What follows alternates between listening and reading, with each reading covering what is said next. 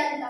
तोपर्यंत तेथे पोलीस शिपाई आला व म्हणाला, हा झेंडा मला परत कर. पण शिरीष कुमार ऐकण्याचा झाला म्हणून त्याने झेंडा घेण्यास गेला. तो झेंडा दुसऱ्याकडे गेला. दुसऱ्याकडे जाईपर्यंत तो झेंडा तिसऱ्याकडून चौथ्याकडे गेला. तेव्हा पोलीस अधिकारी चिडून निघून गेला. तेव्हा सर्वांनी एकच जयघोष केला, करेंगे या मरेंगे, 40 कोट नहीं दबेंगे. करेंगे या मरेंगे, 40 कोट नहीं दबेंगे. मिरवणूक सुरू झाली. मिरवणूक शाळेजवळ येऊन थांबली. मिरवणुकीत सगळ्या शाळेतील मुली सहभागी झाल्या.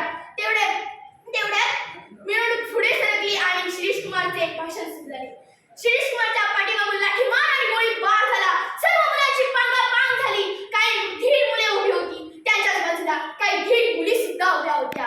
तेव्हा शिरीष कुमार तिथे विजेप्रमाणे पोहोचला व पोलीस अधिकाऱ्यांना म्हणाला, गोळी मारायची असेल तर मला मारा. हा मी इथे उभा आहे आणि माझी छाती उघडी आहे असे सिंहगर्जना करत होता. पोलीस अधिकाऱ्यांनी नेम धरला. बंदुकीतून गोळी सुटली पण नेम चुकला. तेव्हा शिरीष कुमार ओरडला, अरे जरा नीट नेम धर, गोळ्या संपल्या नाहीत ना. गोळी मारायची असेल तर मला मारा. हा मी इथे उभा आहे, कशाला त्या पोरीवर गोळ्या झाडतास?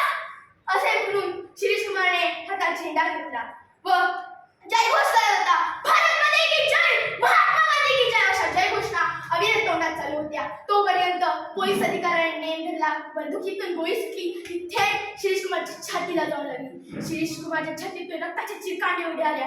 पण थांबेल तो शिरीष कुमार होता. शिरीष कुमारच्या तोंडात उत्तर जयघोषणा चालूच होत्या.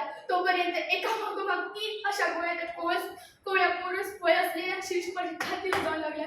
शिरीष कुमार सापच्या जागेखाली कोसळला. त्याच्याबरोबर त्याचे 4 जीवलग मित्र सुद्धा धारातीर्थ झाले. आपल्या भारत मातेला स्वातंत्र्याचे अमृत मिळावे म्हणून या 4 मुलांनी प्राणाचे बलिदान दिले. पाणी करत स्वराज्य स्वातंत्र्य म्हणत या मुलांनी मरणाला मिठी घातली. महात्मा गांधी की जय या घोषणा आपल्या ओठावर खेळत त्यांनी प्राणाला मिठी मारली. म्हणून मी एकच म्हणून